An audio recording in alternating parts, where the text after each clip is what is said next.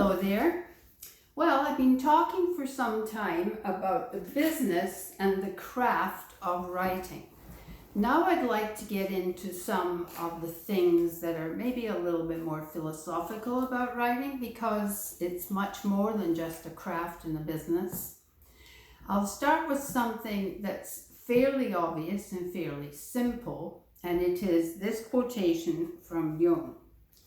It says, "The house is a metaphor for the soul."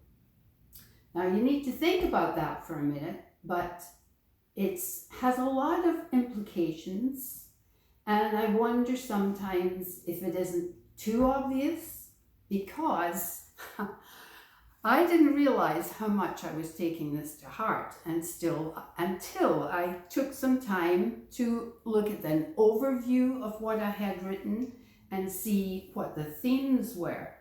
Now, everyone said you write what you know, and at the beginning you write what you can do, and it's usually based on what you know.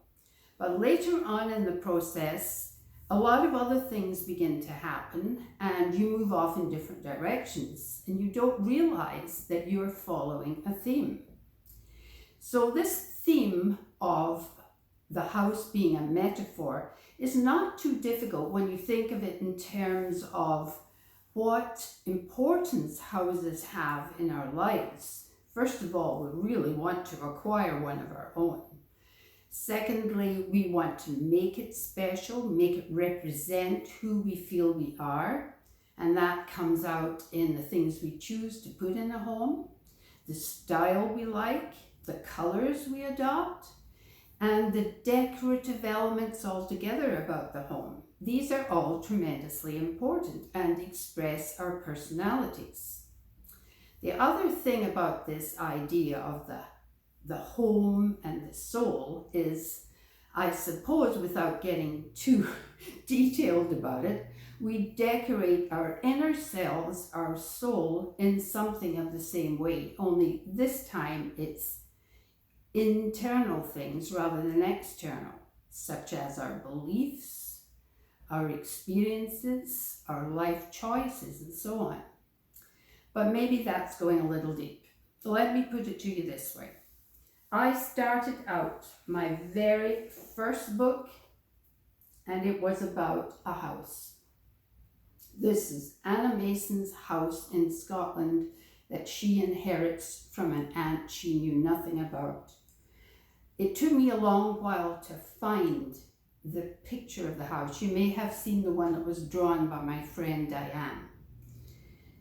I labored over that for a long time. It had to look right, it had to feel right, and it was important to me to get it perfect because my characters and my mind were going back and forward inside this house all the time. So I had to actually draw out a plan for it, because it was terribly important that I felt comfortable within the house as I was describing what my characters did.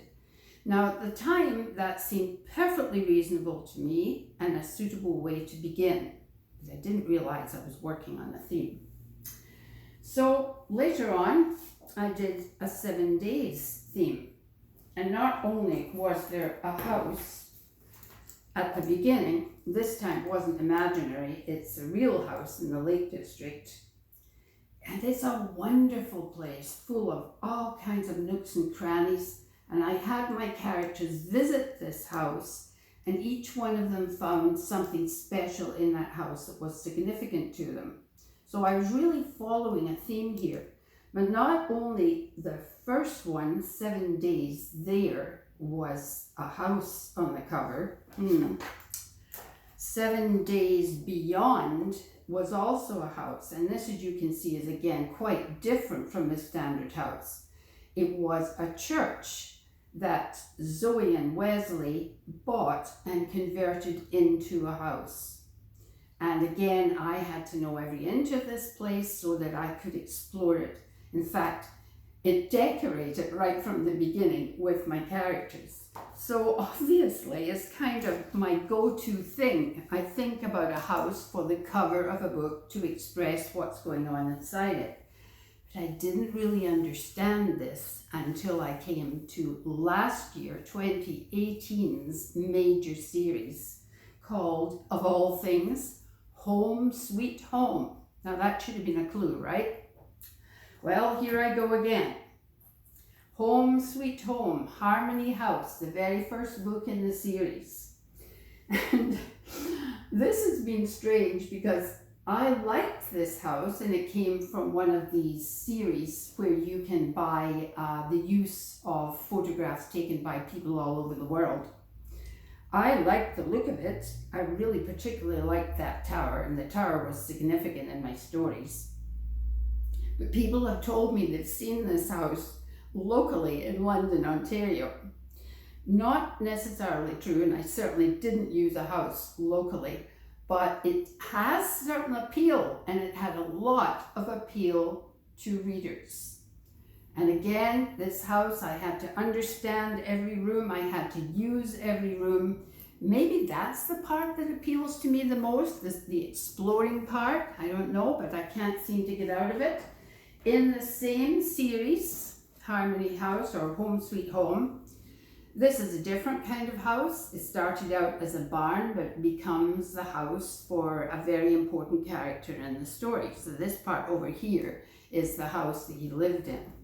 So, you know, I'm changing it a little bit. I'm still going with the same theme. And then again, for the last book in the Home Sweet Home series that started with Harmony House, we have Memory House.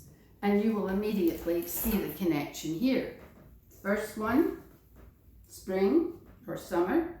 Second one, same house in fall. So by this point, there'd be something wrong if I didn't understand that houses were a theme I was pursuing. Now that's not to say that most women are interested in houses, that are not interested in houses. Of course we are. Everybody's interested in a house in one way or another. But when it gets to be sort of predominant, maybe it's time to think of other things. Well, I did make a little change when I got to the 8th book in the Prime Time series. That's the one with the very first house. And you'll see that this is a very modern looking house. And because my main characters wanted to have an eco house, a house that did not use the grid to get electricity and power, they built this house out in the forest near their castle. Now, if you look carefully, you can see the castle of Glenmory that my Scottish characters, Fiona and her husband, lived in. Not too far from the first house where Anna Mason lived.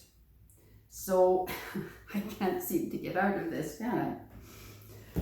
Anyway, it's of interest to know what your themes are.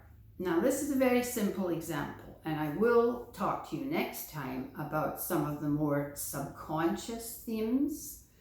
And these ones are much deeper, and they're the ones that basically a writer wants to figure out. And they can be serious things about your own life choices, and how you are constantly trying to work these out in books that you're writing. We'll talk about that next time.